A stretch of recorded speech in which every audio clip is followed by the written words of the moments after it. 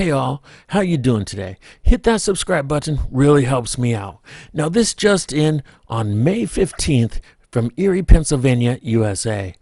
The guy stated in the email, my girlfriend and I just checked out of the hotel room in Solstice Hotel just off Route 19 by Splash Lagoon. I looked up in the sky, and since it was a considerably nice day, I noticed a black dot in the sky at first. I pointed out to my girlfriend because it was large enough and close enough to be a little bit distinguishable, but we just couldn't tell, and I wish I had my binoculars with me at the time. Guys, look at this. Look at this video. Tell me your thoughts about what you think is going on. Is this a UFO? Is this some publicity stunt for some company?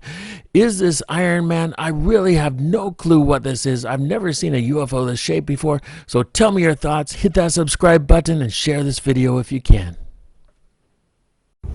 There's some type of glitch in the Matrix.